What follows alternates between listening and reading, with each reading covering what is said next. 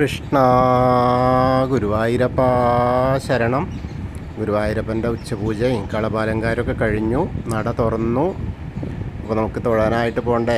ചതുർബാഹുവായ വിഗ്രഹത്തിൽ, ദേവകൾ പൂജിതമായ വിഗ്രഹത്തിൽ ഏത് രൂപത്തിലാണ് ഭഗവാൻ കാത്തിരിക്കണതെന്ന് അറിയാൻ വേണ്ടി നമുക്ക് ഓരോരുത്തർക്കും ആകാംക്ഷയാണ്. ഇന്നിപ്പോൾ വെള്ളിയാഴ്ചയാണ്, ഉദയാസ്തമന പൂജയുണ്ട്.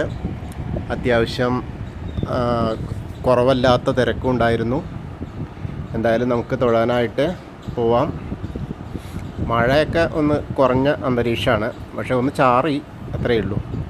എന്തായാലും നമുക്ക് ആദ്യം തന്നെ കിഴക്കേ നടയിലുള്ള ആ മഞ്ജുളാലിൻ്റെ അവിടെ വന്നിട്ട് മഞ്ജുളാലിനെ ഒന്ന് വലം വെച്ച് നമസ്കരിച്ച് നമുക്കിങ്ങനെ പോരാം. അങ്ങനെ പോരുമ്പോൾ പുതിയ ഗോപുര നടയിൽ കൂടെ അപ്പുറത്തും ഇപ്പുറത്തുമുള്ള വിഗ്രഹങ്ങളൊക്കെ കണ്ടിങ്ങനെ വരാം. അങ്ങനെ വന്ന് മേൽപ്പത്തൂർ ഓഡിറ്റോറിയത്തിൻ്റെ പുറകിലുള്ള അത്തിമര ഗണപതിയെ കാണാനായിട്ട് പോവാം. അവിടെയൊക്കെ വളരെ സുഖമായിട്ടുള്ള ദർശനമാണ്, അധികം തിരക്കൊന്നുമില്ല. അപ്പോൾ നമുക്ക് അവിടെ തൊഴുത് മുട്ടക്കറുത്ത് സർവ്വവിഘ്നങ്ങളും തീർത്തു തരാനായി പ്രാർത്ഥിച്ച് നമുക്കിങ്ങനെ പോരാം. ഗോപുരവാതിൽ കടന്ന് അകത്തേക്ക് വരിക. അകത്തേക്ക് വരുമ്പോൾ ആ കൊടിമരത്തിൻ്റെ അപ്പുറത്തുള്ള ആ വലിയ ബലിക്കല്ലിൻ്റെ അവിടെ നിന്ന് കേശവൻ്റെ 2 കൊമ്പുകൾ കാണാം. അത് നോക്കിയാൽ, മുകളിലേക്ക് നോക്കിയാലേ പിന്നെ നരസിംഹാവതാരമൊക്കെ കാണും കേട്ടോ അവിടെ. അതേപോലെ മഹാലക്ഷ്മീനെ കണ്ട് തൊഴുത് നമ്മൾ ഇടത്തെ സൈഡിലുള്ള മേൽപ്പത്തൂരിനെ കണ്ട്, അതേപോലെ വലത്തെ സൈഡിലുള്ള ആ ഒരു വിഗ്രഹം, അതായത് ആ തൂണ്, നരസിംഹാവതാരം കാണിച്ചു കൊടുത്ത തൂണ് നോക്കി തൊഴാം. അങ്ങനെ നമ്മൾ ഭഗവാന്റെ ശ്രീലകത്തേക്ക് ഇങ്ങനെ നോക്കുകയാണ്. ഭഗവാന്റെ ശ്രീലകത്തേക്ക് നോക്കുമ്പോൾ ഇന്ന് കാണുന്നത് ഒരു സ്റ്റൂള് കാണാനുണ്ട്, ഒരു പീഠം. ആ പീഠത്തിൻ്റെ മുകളിലിരിക്കുകയാണ് കേട്ടോ. കാലിങ്ങനെ 2 കാലുകളിലും വളകൾ കാണാണ്ട്, കാൽത്തളകളണിഞ്ഞ് അങ്ങനെ മഞ്ഞ പട്ടിങ്ങനെ ധരിച്ചിട്ടുണ്ട്, ഞൊറിഞ്ഞു കൊടുത്തിട്ടുണ്ട്.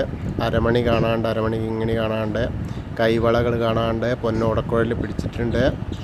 പിന്നെ അങ്ങനെ മുഖത്തേക്ക് നോക്കുമ്പോൾ ഒരു പൊന്നിൻ്റെ ഗോപീതിലക ഉണ്ട്, ഒരു വളയം പോലത്തെ മാല ഉണ്ട്, പിന്നെ ഒരു പതക്കം പോലത്തെ മാല, ഒരു മുല്ലമുട്ട മാല, അങ്ങനെ അതുണ്ട്.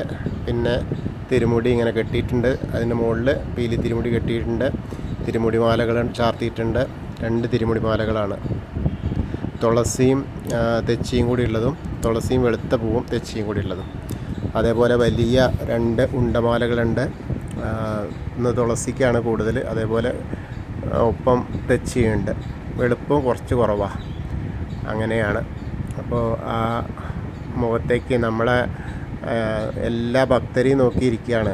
ഇന്നലെയും മിനിഞ്ഞാന്നൊക്കെ വളരെ മനോഹരമായിട്ടുള്ള അലങ്കാരം തന്നെ ആയിരുന്നു. മുൻമേൽശാന്തിയൊക്കെയാണ്, ശ്രീനാഥമായിരുന്നു, ഓദിക്കനായിരുന്നു ചാർത്തിയിരുന്നത്.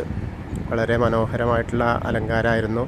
അനന്തശയനവും അതേപോലെ പൂർണ്ണത്രയേശൻ്റെ ആ രൂപമൊക്കെ വളരെ മനോഹരം. ഇന്നും മോശമല്ല.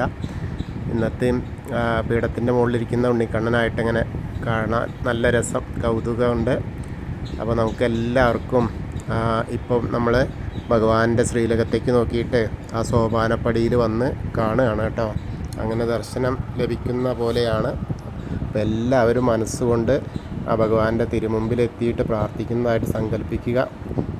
അപ്പോൾ ആ ഭഗവാന്റെ, ആ കണ്ണൻ്റെ, ഉണ്ണിക്കണ്ണൻ്റെ, ഗുരുവായൂരപ്പൻ്റെ ആ ഒരു അനുഗ്രഹം നമ്മളിലേക്ക് എത്തും. പ്രാർത്ഥിക്കാനുള്ളതൊക്കെ പ്രാർത്ഥിക്കുക.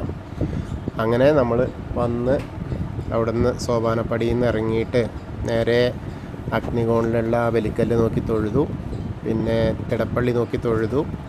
അങ്ങനെ തിരിഞ്ഞ് വരുമ്പോൾ ചുവരിൻ്റെ മുകളിലുള്ള ആലിലക്കണ്ണനെ കണ്ട് തൊഴുതു.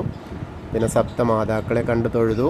പിന്നെ ഗണേശൻ്റെ അടുത്തേക്ക് വരുമ്പോൾ അവിടെ കുറച്ച് തിരക്കുണ്ട്, എന്നാലും വലിയ കുഴപ്പമില്ലാത്ത ഒരിത്. അങ്ങനെ നോക്കി വരുമ്പോൾ ഗണേശന് അലങ്കാരമൊക്കെ ആയിട്ടുണ്ട്. ഇന്ന് പീലിയൊക്കെ തന്നെയാണ്, ഇന്ന് കണ്ണൻ തന്നെയാണ്. വളരെ മനോഹരമായിട്ടുള്ളൊരു ചാർത്ത്. മഞ്ഞ പട്ടൊക്കെയാണ് എടുത്തിട്ടുള്ളത്. കണ്ണൻ്റെ ഏകദേശം ആ ഒരു രൂപഭംഗിയുണ്ട്. അതേപോലെ അഭയഹസ്തമായിട്ടാണ് അനുഗ്രഹിച്ചുകൊണ്ടാണ് ഇരിക്കുന്നത്. സ്വർണത്തിൻ്റെ കിരീടമുണ്ട്, നല്ല രസമായിട്ട് നല്ല സ്വർണത്തിൻ്റെ മാല ഉണ്ട്. പിന്നെ അതിനുപരിയായിട്ട് ധാരാളം പൂക്കൾ കൊണ്ട് അലങ്കാരം ചെയ്തിട്ടുണ്ട്, അർച്ചന പൂക്കളുണ്ട്.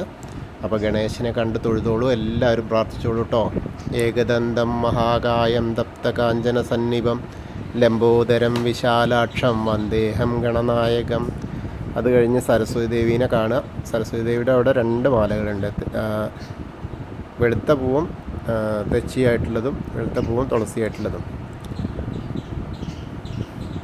മുല്ലപ്പൂവിൻ്റെ ഒരു മുല്ലപ്പൂവിൻ്റെ മാലയും കൂടി ഉണ്ട്. അപ്പം അങ്ങനെ സരസ്വതി ദേവീനെ കണ്ട് നോക്കി പ്രാർത്ഥിച്ചോളൂ. സരസ്വതി നമസ്തുഭ്യം വരദേ കാമരൂപിണി വിദ്യാരംഭം കരിഷ്യാമി സിദ്ധിർഭവതു മേ സദാ. അങ്ങനെ അവിടെ തൊഴുത് അങ്ങനെ നമ്മൾ ആ കോർണറിലെത്തുമ്പോൾ ആ മായാദേവീനെ അതേപോലെ ചെറിയ ഗണേശനെയൊക്കെ കണ്ട് തൊഴുത് മത്സ്യം, കൂർമ്മം, വരാഹം, നരസിംഹം വരെയുള്ള രൂപങ്ങളൊക്കെ കണ്ട് തൊഴാം. അങ്ങനെ വന്ന് മേൽശാന്തി ഇരിക്കുന്ന അവിടെ നിന്ന് അർച്ചന പ്രസാദം വാങ്ങാം. ഇന്ന് ഉച്ചപൂജ ഉണ്ടായിരുന്നത് മേൽശാന്തി തന്നെയാണ്. കവപ്രമാരാത്ത് അച്യുതൻ നമ്പൂതിരിപ്പാടാണ്. അതുപോലെ ഇന്നത്തെ കളഭാലങ്കാരം സുബ്രഹ്മണ്യൻ ഓദിക്കനാണ്. അദ്ദേഹം അവിടെ ഇരിക്കുന്നു. അദ്ദേഹത്തിൻ്റെ അടുത്ത് നിന്ന് നമുക്ക് അർച്ചന പ്രസാദമൊക്കെ വാങ്ങാം.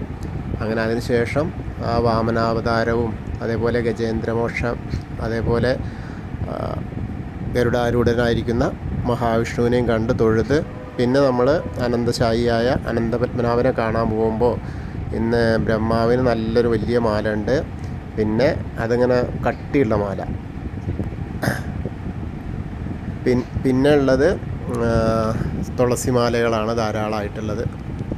മുല്ലപ്പൂവിൻ്റെ മാലകളും അങ്ങനെ മഞ്ഞയും ചുവപ്പും കൂടി ഉള്ളത്, അതായത് റോസ് പൂവിൻ്റെ മഞ്ഞപ്പൂവും അങ്ങനെയാണ് ബ്രഹ്മാവിനുള്ള മാലകൾ. നല്ല രസമായിട്ടുണ്ട് കേട്ടോ അലങ്കാരം. വലിയ മാലയാണ്. അപ്പോൾ അവിടെ തൊഴുക. അതിന് ശേഷം നമ്മൾ ശ്രീകോവിലിൻ്റെ പുറകുവശത്തായിട്ട് വന്ന് സാഷ്ടാംഗം നമസ്കരിക്കുക. അതിനുശേഷം ദശാവതാര വിഗ്രഹങ്ങളൊക്കെ ഓരോന്നോരോന്നായി കാണാം. അങ്ങനെ വരുമ്പോൾ കണ്ണൻ്റെ അവിടെ 2-3 തുളസിമാലകളുണ്ട്. അതേപോലെ മുരുകനും ഉണ്ട് തുളസിമാല ചാർത്തിയിട്ടുണ്ടെന്ന്. അങ്ങനെ അവിടെയൊക്കെ തൊഴുത് ഹനുമാൻ സ്വാമിയുടെ അടുത്ത് വരുമ്പോൾ ഇന്നും മാല ഇല്ല കേട്ടോ. കുറച്ച് കുങ്കുമമുണ്ട്. അപ്പോൾ എന്താണാവോ ഇടയ്ക്കേ മാല ഉണ്ടാവുള്ളൂ. അപ്പോൾ ഹനുമാൻ സ്വാമീനെ കണ്ട് പ്രാർത്ഥിച്ചോളൂ കേട്ടോ. എല്ലാവരും പ്രാർത്ഥിച്ചോളൂ. ത്വമസ്മിൻ കാര്യനിര്യാഗേ പ്രമാണം ഹരിസത്തമ ഹനുമാൻ യജ്ഞമാസ്തായ ദുഃഖക്ഷയകരോ ഭവ മനോജവം മാരുതതുല്യവേഗം ജിതേന്ദ്രിയം ബുദ്ധിമതാം വരിഷ്ഠം വാദാത്മജം വാനരയൂഥമുഖ്യം ശ്രീരാമദൂതം ശിരസാ നമാമി. ബുദ്ധിർബലം യശോധൈര്യം അരോഗത അജാഡ്യം വാക്പടുത്തം ഹനുമസ്മരണാത് ഭവേത്. ഓം നമോ ഭഗവതേ ആഞ്ജനേയായ മഹാബലായ സ്വാഹ. ഹനുമാൻ സ്വാമീനെ കണ്ട് പ്രാർത്ഥിച്ചു. പിന്നെ ആ രാധാകൃഷ്ണ വിഗ്രഹം അതേപോലെ അവിടെ ഒരു തുളസിമാല ഉണ്ട്. കാളിയമർദ്ദന രൂപം അവിടെ മാല ഇല്ല. പിന്നെ നമ്മൾ കാണുന്നത് ഓവിൻ്റെ അവിടെ വന്ന് പ്രാർത്ഥിക്കുകയാണ്. അതിന് ശേഷം കുറച്ച് പടിഞ്ഞാറോട്ട് മാറിയിട്ട് ആ ചുമരിലേക്ക് നോക്കിയാൽ നമ്മുടെ താമരക്കണ്ണനെ ആ താമരക്കണ്ണനെ കൽപ്പകവൃക്ഷത്തിൻ്റെ ചുവട്ടിലിരിക്കുന്ന താമരക്കണ്ണനെ കണ്ട് തൊഴാം. അങ്ങനെ നമ്മൾ വരുമ്പോൾ കിഴക്കേ ഭാഗത്തേക്ക് എത്തിയാൽ അറയിലേക്ക് നൃത്തറയിലേക്ക് നോക്കിയാൽ കിടാവിളക്ക് കത്തി നിൽക്കണു. പിന്നെ മണിക്കിണർ കണ്ട് തൊഴാം. അങ്ങനെ വരുമ്പോൾ ആ കോർണറിൽ കൂടെ അങ്ങനെ പോയാൽ കുറൂരമ്മേരെയും നാരദരെയും അതേപോലെ വസുദേവരെയൊക്കെ കണ്ട് തൊഴുത് ഉണ്ണീനെ ഇങ്ങനെ അനന്തൻ്റെ ആ കാവലിൽ കൊണ്ടുപോകുന്ന ആ ശില്പമാണ് അവിടെ ഉള്ളത്. അങ്ങനെ വടക്കേ നടയിലൂടെ പുറത്തേക്ക് വരാം. ചന്ദനവും തീർത്തും വാങ്ങാൻ പ്രസാദ കൗണ്ടറിൽ പോയിട്ട് അതിന് ശേഷം ഭഗവതിയുടെ അടുത്തേക്ക് വരിക.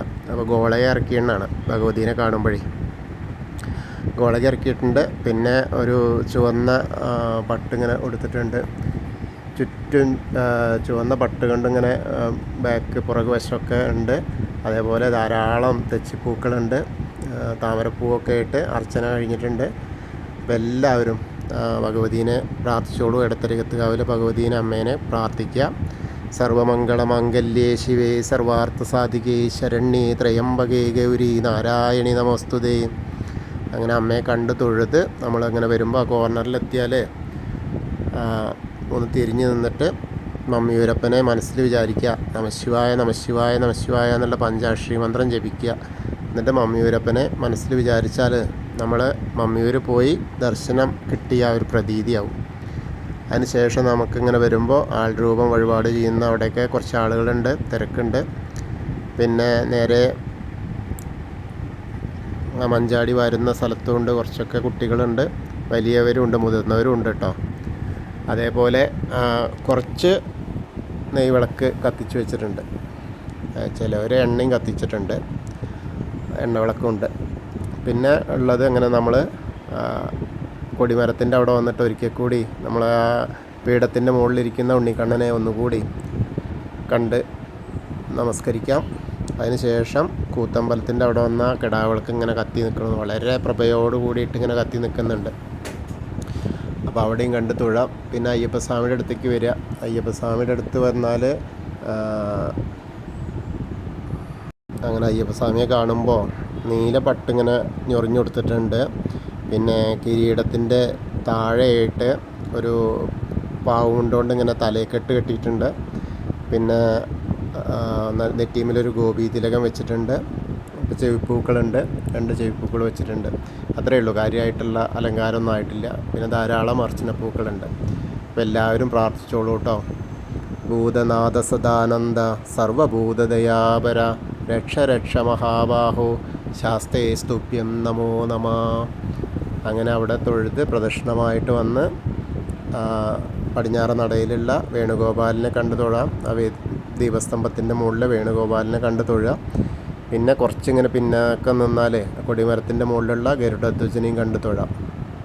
അങ്ങനെ നമ്മൾ വരുമ്പോൾ നമുക്കൊന്നും കൂടി പ്രദക്ഷിണം ചെയ്യാൻ വേണമെങ്കിൽ, കാരണം എന്താ വെച്ചാൽ പൂർത്തീകരിക്കാനുള്ളൊരിത് നമ്മൾ പുറത്തു കൂടെ ചെയ്യുന്നുണ്ട്. എന്നാലും അങ്ങനെ ഒന്നുകൂടിയും പ്രദക്ഷിണം ചെയ്ത് വന്ന് നമുക്ക് നേരെ പടിഞ്ഞാറ് നടയിൽ കൂടി തന്നെ പുറത്തേക്ക് വരാം. അവിടെ വന്ന് നേരെ നമ്മൾ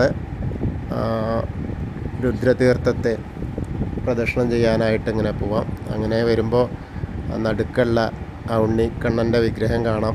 കുളത്തിൻ്റെ നടുക്ക് കാളിയമർദ്ദന രൂപമായിട്ടുള്ളത് ഇങ്ങനെ കാണാം. അത് കണ്ട് തൊഴാം.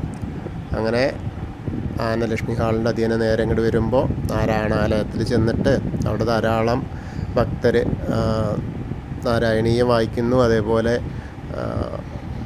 മറ്റു കാര്യങ്ങളൊക്കെ ഭക്തി ഉള്ള കാര്യങ്ങളൊക്കെ ചെയ്യുന്നു, ഭജന ഇരിക്കുന്നു. അപ്പോൾ അതൊക്കെ കണ്ട് പിന്നെ ആ പൂന്താനം പൂജിച്ചിരുന്ന ആ ഉണ്ണിക്കണ്ണൻ്റെ വിഗ്രഹം അതൊക്കെ ഒന്ന് കണ്ട് തൊഴാം. അതിനുശേഷം നമ്മൾ നേരെ ആ ഭഗവതി നടയിൽ വന്ന് ഒന്നുകൂടി പ്രാർത്ഥിക്കാം. പിന്നെ വലിയ കിഴക്കേ നടയിലെത്തിയ വലിയ ദീപസ്തംഭത്തിൻ്റെ അവിടെ വന്നിട്ട് ഒരിക്കൽ കൂടി നമ്മൾ ഭഗവാന്റെ ഉണ്ണിക്കണ്ണൻ്റെ ശ്രീലകത്തേക്ക്, ഗുരുവായൂരപ്പൻ്റെ ശ്രീലകത്തേക്ക് നോക്കിയിട്ട് ആ ഉണ്ണിക്കണ്ണൻ ഇരിക്കുന്നത് കാണുമോ നോക്കാം. അപ്പോൾ ആ ദീപാലങ്കാരം ഇങ്ങനെ കാണാം. തിരക്കുണ്ടെങ്കിൽ കാണാൻ ബുദ്ധിമുട്ട് തന്നെയാണ്. കാരണം ആരെങ്കിലുമൊക്കെ അതിന് മുകളിൽ കൂടെ ഇങ്ങനെ നടക്കുമ്പോൾ നമുക്ക് ഇവിടുന്ന് ഇറങ്ങുമ്പോഴൊക്കെ വാതിൽപ്പടിയിൽ കയറി നിൽക്കുന്ന ആളുകളുടെ തലയൊക്കെ കാരണം നമുക്ക് കാണാൻ കഴിയില്ല. എന്നാലും ആ ദീപപ്രഭ കാണാം. അങ്ങനെ കണ്ട് നമ്മൾ അവിടുന്ന് തെക്കേ നടയിലേക്ക് വരികയാണ്. തെക്കേ നടയിൽ വന്നാൽ നമ്മുടെ കൂവളത്തിനെ കാണാം. ആ കൂവളത്തറേനെ ഒന്ന് പ്രദക്ഷിണം ചെയ്യാം. മഹാദേവനെയും പാർവതീദേവീനെയും മനസ്സിൽ വിചാരിച്ച് പ്രദക്ഷിണം ചെയ്യാം. അപ്പോൾ നമ്മൾ ഇന്നത്തെയും ഉച്ചപൂജയും കളഭാലങ്കാരവും ഒക്കെ കണ്ടു തൊഴുതു. ഭഗവാന്റെ ഗുരുവായൂരപ്പൻ്റെ അനുഗ്രഹം നമുക്ക് ഏവർക്കും ലഭിക്കും. മഹാദേവൻ്റെയും പാർവതീദേവിയുടെയും ഒക്കെ അനുഗ്രഹം നമ്മളുടെ കൂടെ ഉണ്ടാവും. കൃഷ്ണായ വാസുദേവായ ഹരയേ പരമാത്മനെ പ്രണതക്ലേശനാശായ ഗോവിന്ദായ നമോ നമഃ. ഇനി പ്രാർത്ഥിക്കാൻ പറഞ്ഞിരുന്നു. ഇന്ന് പറഞ്ഞിരിക്കുന്നത് സായി കൃഷ്ണ ചോതി രുക്മിണി പുണർദം, ഇവർക്ക് ആയുരാരോഗ്യത്തിന് വേണ്ടിയിട്ടാണ്. പിന്നെ ശ്രീകലയുടെ കൈവേദന മാറാൻ വേണ്ടിയിട്ടാണ്. അതുപോലെ ഇന്ദിരാകുമാരിയുടെ ചേച്ചിയുടെ മകൻ്റെ കല്യാണം നടക്കാൻ വേണ്ടിയിട്ടാണ്. നാരായണൻകുട്ടിയുടെ തിരുവാതിര ക്ഷീണം മാറാൻ വേണ്ടിയിട്ട്. മല്ലികയുടെ മകന് ജോലി കിട്ടാൻ വേണ്ടിയിട്ട്. ബിന്ദുഗോപി ഭർത്താവിന് ബുദ്ധിയും ഓർമ്മയൊക്കെ തിരിച്ചു കിട്ടാൻ വേണ്ടിയിട്ട്. അതുപോലെ നമ്മുടെ കൂടെ ഉള്ള എല്ലാവർക്കും ആ ഗുരുവായൂരപ്പൻ്റെ അനുഗ്രഹം കിട്ടാൻ വേണ്ടിയിട്ട് നമുക്ക് പ്രാർത്ഥിക്കാം. ഇനി ചെറിയൊരു കഥ. നമുക്കിന്ന് അഗ്നിദേവൻ്റെ ഒരു കഥ പറയാം. ശരിക്കും നമ്മുടെ പൂർവികരൊക്കെ അരണി കടഞ്ഞെടുത്തിട്ടുള്ള ഒക്കെയാണ് യാഗങ്ങൾക്കും മറ്റും അഗ്നി ജ്വലിപ്പിച്ചിരുന്നത്. സ്വർഗത്തിൽ മാത്രം ലഭ്യമായിരുന്ന അഗ്നി പ്രോമിത്യൂസ് മനുഷ്യർക്ക് വേണ്ടി കൊണ്ടുവന്ന് കൊടുത്തു എന്നൊക്കെ പറയുന്നുണ്ട്. അഗ്നിദേവൻ മഹാവിഷ്ണുവിൻ്റെ മുഖത്തു നിന്നുദ്ഭവിച്ച ബ്രഹ്മദേവൻ്റെ മൂത്ത പുത്രനാണ് എന്നെല്ലാം പുരാണങ്ങളിൽ നമ്മൾ വായിച്ചിട്ടുണ്ട്. എല്ലാം ദഹിപ്പിക്കാൻ ചുട്ടരിക്കാൻ കെൽപ്പുള്ള അഗ്നിദേവന് ദഹനക്കേട് വന്നു എന്ന് പറഞ്ഞാൽ, അതായത് അജീർണം വന്നു എന്ന് പറഞ്ഞാൽ നമ്മളൊക്കെ എങ്ങനെ വിശ്വസിക്കാം? പക്ഷേ അങ്ങനെ ഉണ്ടായി. അത് പിടിപെട്ടിട്ട് വല്ലാത്തൊരു പ്രശ്നമായി. കാരണം എന്താ വെച്ചാൽ ഹോമത്തിൽ ദേവന്മാർക്ക് വേണ്ടിയിട്ട് ഹവിസ് സ്വീകരിക്കുന്നത് അഗ്നിയാണ്. അങ്ങനെ ആ ഹവിസ് ഭക്ഷിച്ച് അഗ്നിക്ക് ദഹനക്കേട് പിടിവിട്ടു എന്നാണ് കഥ. ശ്വേതകി എന്നൊരു രാജാവിന് യാഗങ്ങളും യജ്ഞങ്ങളും നടത്തുക ഒരു ഭ്രമമായിരുന്നു. അദ്ദേഹത്തിൻ്റെ ജീവിത ലക്ഷ്യം തന്നെ ഇതാണോ എന്ന് തോന്നിപ്പോവും. ഒന്ന് തീർന്നാൽ മറ്റൊന്ന്. ഇങ്ങനെ രാജ്യത്തിൻ്റെ ഖജനാവ് യജ്ഞങ്ങൾക്കും യാഗങ്ങൾക്കുമായി വിനിയോഗിച്ചു. നിരന്തരമായ യാഗങ്ങളുടെ ഫലമായി യാഗശാലയുടെ ഹോമാഗ്നിയും പുകപടലങ്ങളും കൊണ്ട് ഹൃദിക്കുകളും ആചാര്യന്മാർ യാഗം ചെയ്യുന്നവരും ബ്രാഹ്മണരുമെല്ലാം അവശരായി. അവരിൽ പലരും രാജാവിനെ വിട്ടുപോയി. വീണ്ടും വർഷങ്ങൾ നീണ്ടു നിൽക്കുന്ന യാഗത്തിന് രാജാവ് ഒരുങ്ങിയെങ്കിലും ആചാര്യന്മാരെ കിട്ടാതെ രാജാവ് വിഷമിച്ചു. പോയവരെ തിരിച്ചു വിളിച്ചെങ്കിലും എല്ലാ നിലയിലും അവശ്യവരായ അവർ മടങ്ങി ചെല്ലാൻ വിസമ്മതിച്ചു. ആരും സഹകരിക്കില്ലെന്ന് മാത്രമല്ല, രാജാവിനെ കളിയാക്കി ശിവനെ യാഗത്തിന് വിളിക്കാൻ പറഞ്ഞു. അവർ സ്ഥലം വിട്ടു. കളിയാക്കിയാണ് അവർ പറഞ്ഞതെങ്കിലും ശ്വേതകി കൈലാസത്തിൽ പോയി ശിവപ്രീതിക്കായിട്ട് തപസ് ചെയ്തു. 100 വർഷം കഴിഞ്ഞപ്പോൾ ശിവൻ പ്രത്യക്ഷപ്പെട്ടു. യജ്ഞങ്ങൾ നിർവിഘ്നം നടത്തിത്തരണമെന്ന് ശ്വേതകി ശിവഭഗവാനോട് അപേക്ഷിച്ചു. എന്നാൽ യാഗം നടത്തിക്കൊടുക്കുക തൻ്റെ കടമയല്ലെന്നും ശ്വേതകിക്ക് 100 വർഷത്തെ യാഗഫലം ലഭിക്കുന്നതിനുള്ള ഒരു എളുപ്പവഴി താൻ നിർദ്ദേശിക്കാമെന്നും ശിവൻ പറഞ്ഞു. ശ്വേതകി 12 വർഷം നീണ്ടു നിൽക്കുന്ന വ്രതം അനുഷ്ഠിച്ചുകൊണ്ട് ബ്രഹ്മചാരിയായി ഇരുന്നത് അത്ര തന്നെ അഗ്നിയിൽ നെയ്യ് ഹോമിച്ചു കൊണ്ടിരിക്കണം. അതായിരുന്നു ശിവൻ്റെ നിർദ്ദേശം. ഒരു നിബന്ധന കൂടി ശിവൻ മുന്നോട്ട് പറഞ്ഞു. വ്രതം തെറ്റാൻ പാടില്ല. അങ്ങനെയെങ്കിൽ 12ാം വർഷം യാഗനിർവഹണത്തിന് ഒരാളെ ഏർപ്പാടാക്കി കൊടുക്കാമെന്നും ശിവനേറ്റു. അങ്ങനെ പറഞ്ഞ പ്രകാരം ശ്വേതകി എല്ലാം പ്രവർത്തിച്ചു. 12ാം വർഷം ശിവൻ പ്രത്യക്ഷപ്പെട്ട് ദുർവാസാവ് മഹർഷിയെ യാഗം ചെയ്യാൻ ഹൃദിക്കായി നിർദ്ദേശിച്ചു. അങ്ങനെ ദുർവാസാവ് മഹർഷി 12 വർഷം നീണ്ടുനിന്ന യജ്ഞം പൂർത്തിയാക്കി. വർഷങ്ങളോളം ഹോമദ്രവ്യമായ നെയ്യ് ഭക്ഷിച്ച് അഗ്നിദേവൻ രോഗിയായി മാറി. ഒന്നും ചെയ്യാൻ വയ്യാത്ത വിധം അവശനായ അഗ്നി ബ്രഹ്മാവിനെ ചെന്ന് കണ്ട് സങ്കടം ബോധിപ്പിച്ചു. ബ്രഹ്മാവ് പറഞ്ഞത് എന്താണോ, ഇത്രയും നാൾ മറ്റൊന്നും ഭുജിക്കാതെ നെയ്യ് മാത്രം ഭക്ഷിച്ചത് കൊണ്ടുള്ള ദഹനക്കേടാണ് അഗ്നിദേവനെന്ന്. അതിനുള്ള പരിഹാരം ഗാണ്ഡവവനം ചുട്ടെരിച്ച് അതിലുള്ള ഭക്ഷ്യമൃഗാദികളെയും രാക്ഷസന്മാരെയും ഭക്ഷിക്കുക. ഇതായിരുന്നു ബ്രഹ്മാവ് അഗ്നിദേവന് നൽകിയ ചികിത്സാവിധി. അഗ്നിദേവൻ ആകെ പരീക്ഷണമാണല്ലോ, എങ്ങനെയും അസ്വസ്ഥത മാറണം. അതിന് എന്തു ചെയ്യാനും അഗ്നി തയ്യാറായിരുന്നു. എന്നാൽ ഗാണ്ഡവവനം ചുട്ടരിക്കുക എളുപ്പമായിരുന്നില്ല. കാട് ചുട്ടരിക്കുക എന്നുള്ളത് അഗ്നിദേവന് ബുദ്ധിമുട്ടുള്ള കാര്യമല്ല. എന്നാൽ അതിലെ അന്തേവാസികളായ അസുരന്മാരും ജീവജാലങ്ങളും ചേർന്ന് വെള്ളം ഒഴിച്ച് തീയണയ്ക്കും. വെള്ളത്തിൻ്റെ അരികെ പോകാൻ കൂടി അഗ്നിക്കാവില്ല. അതിന് കാരണം പണ്ട് ഭൃഗുമഹർഷി അഗ്നിയെ ശപിച്ചതായിരുന്നു. കുടിവെള്ളം തൊടാൻ പോലും അർഹതയില്ലാതെ പോകട്ടെ എന്നായിരുന്നു ശാപം. ആ ശാപം പിന്തുടർന്നുകൊണ്ടുള്ള കാരണം ചുട്ടരിക്കാനുള്ള അഗ്നിയുടെ ശ്രമം വിജയിച്ചില്ല. അങ്ങനെ വളരെ വിഷമത്തോടെ ഇരിക്കുന്ന സമയത്ത് ബ്രഹ്മാവിനെ തന്നെ ശരണം പ്രാപിച്ചു. അപ്പം നരനാരായണന്മാർ ഭൂമിയിൽ അർജുനനും കൃഷ്ണനുമായി ജന്മമെടുക്കുമെന്നും അവരുടെ സഹായത്താൽ ഈ വനം ഭക്ഷിച്ച് അജീർണം മാറ്റാമെന്നും അതുവരെ ക്ഷമിച്ചിരിക്കാനും ബ്രഹ്മാവ് അഗ്നിദേവനോട് പറഞ്ഞു. ഒടുവിൽ ഗാണ്ഡവ വനത്തിൽ വെച്ച് കൃഷ്ണാർജുനന്മാരുമായി സന്ധിക്കുവാനുള്ള അവസരം അഗ്നിദേവനും ലഭിച്ചു. അദ്ദേഹം തൻ്റെ പൂർവികതകളൊക്കെ അവരെ ധരിപ്പിച്ചു. തൻ്റെ അജീർണം ഇല്ലാതാക്കണമെങ്കിൽ ഗാണ്ഡവനം ഭക്ഷിക്കണമെന്നായി. അതിന് കൃഷ്ണാർജുനന്മാരെ സഹായിക്കണം. അതായിരുന്നു അഗ്നിയുടെ അപേക്ഷ. എന്നാൽ ആ സമയം കൃഷ്ണാർജുനന്മാർ അത്ര അവർക്ക് പറ്റിയ സമയമല്ലായിരുന്നു. അവരുടെ പക്കൽ ആയുധങ്ങളൊന്നും തന്നെ ഇല്ല. അതിന് അഗ്നിദേവൻ പരിഹാരം കണ്ടെത്തി. തൻ്റെ സുഹൃത്തായ വരുണൻ വഴി ഗാണ്ഡീവം എന്ന വില്ലും അമ്പൊടുങ്ങാത്ത ആവനാഴികയും തേരും അർജുനന് നൽകി. കൃഷ്ണന് മോദകി എന്ന ഗദയും ദിവ്യമായ തേരും. ആയുധങ്ങൾ ലഭ്യമായപ്പോൾ ഗാണ്ഡവനം ഭക്ഷിച്ചുകൊള്ളുവാൻ കൃഷ്ണാർജുനന്മാർ അഗ്നിദേവനോട് പറഞ്ഞു. അഗ്നിദേവൻ സമയം ഒട്ടും പാഴാക്കാതെ പണി തുടങ്ങി.